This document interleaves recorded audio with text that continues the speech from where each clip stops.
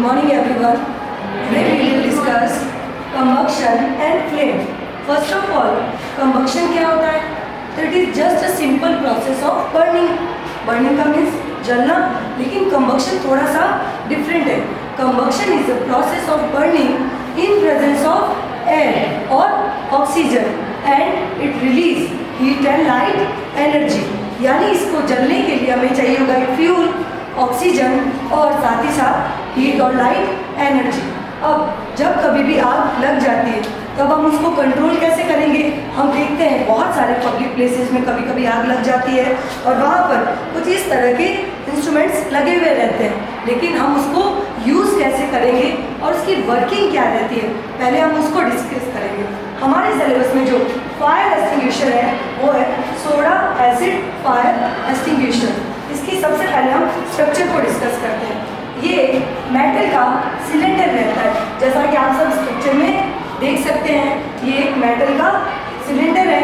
इसके upper part में एक नेजल रीजन रहता है, एक पतली सी नली रहती है जो वैक्स से सील रहती है, यानी कि इसका ये जो कैप रीजन है ये फुल्ली पैक्ड रहता है वैक्स की हेल्प से। अब अगर अपन इसके डिस्कस करें स्ट्रक्चर को, तो इसके सबसे लास्ट में एक प्लग लगा हुआ रहता है।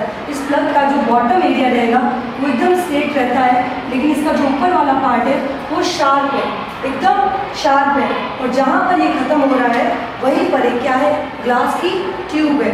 ये जो ट्यूब है ये फुल्ली ग्लास की बनी हुई है और इसके अंदर एक सॉल्यूशन फिल्ड रहता है जो होता है हमारा H2SO4 यानी सल्फ्यूरिक एसिड। कैसा? Concentrated H2SO4। और इसके जस्ट बाहर एक वायर गोज लगा हुआ रहता है, वायर गोज जो इसको हेल्प करता है स्टेबल करने में, ताकि ये हमारा जो ग्लास ट्यूब है ये मूवमेंट नहीं करे।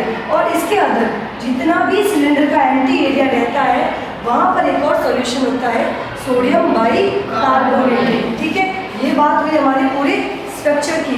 अब अपन बात करते हैं कि ये वर्क कैसे करता है। तो जब कभी भी आग लग जाती है तो सबसे पहले इस सिलेंडर को इस हैंडल से पकड़ा जाता है और फर्श पर, फ्लोर पर इस तरह से एक बार नीचे झटका दिया जाता है, ताकि ये जो प्लग है ये प्लग इस तरह से ऊपर की तरफ मूवमेंट करेगा, क्योंकि ये क्या है, इसका बेस है और ये ज़रा सा नीचे निकला हुआ है। तो ये पार्ट जब ऊपर की तरफ मूव करेगा तो ये जो हमारा शार्प एंड है, ये शार्प एंड क्या करेगा, इस ग्लास के अंदर चला जाएगा। और जैसा कि आप सब जानते हो कि ग्लास से जब कोई भी चीज़ टच होती है तो ग्लास क्या हो जाएगा, ब्रेक डाउन हो जाएगा, टूट जाएगा।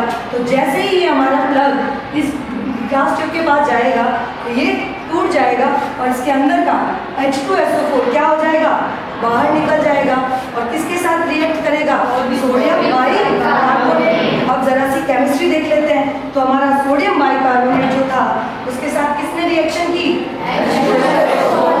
और कुछ प्रोडक्ट्स बने। प्रोडक्ट्स क्या बना, कार्बन डाइऑक्साइड H2O और सोडियम सल्फेट CO2। आप सबको पता है कि आग बुझाने में हेल्प करता है। जब कभी भी फायर लगती है तो फायर या कंबक्शन हमेशा ऑक्सीजन की प्रेजेंस में होता है, और अगर हम वहाँ से ऑक्सीजन को हटा दें तो क्या होगी, फायर रुक जाती है। और CO2 की प्रेजेंस में कभी भी फायर वर्क नहीं करती है। तो हमने यहाँ पर क्या बनाई है, CO2, यानी कि ये फायर को रोकने का काम करेगी। उसी के साथ ये क्या है, सोडियम सल्फेट, ये भी क्या करता है, फायर को रोकने का काम करता है। यानी कि अब यहाँ से हमारा क्या हुआ है, ये फायर गैस ब्रेक डाउन हो गया इस तरह से, और ब्रेक डाउन होते ही इसके अंदर से क्या निकला है, H2SO4, जिसने रिएक्शन करके क्या बनाया, कार्बन डाइऑक्साइड। और जैसे ही CO2 बनेगी तो CO2 की वजह से अंदर बहुत ही ज़्यादा प्रेशर क्रिएट होगा, और वो प्रेशर क्या करेगा, इस तरह से धीरे धीरे ऊपर की तरफ मूव करेगा और इस नेजल के पास आ जाएगा। और यहाँ आते ही ये जो वैक्स की सील है ये इस गर्मी की वजह से जरा सी मेल्ट हो जाएगी और यहाँ से क्या हो जाएगी, फ्री हो जाएगी। और फ्री होते ही यहाँ से हमारा कार्बन डाइऑक्साइड और सोडियम सल्फेट क्या होगा, बाहर की तरफ निकलने लग जाएगा। और जिस जगह पर आग लगी है उस साइड हम इसको डायरेक्शन देके प्रेस कर देंगे। क्लियर है? Thank you.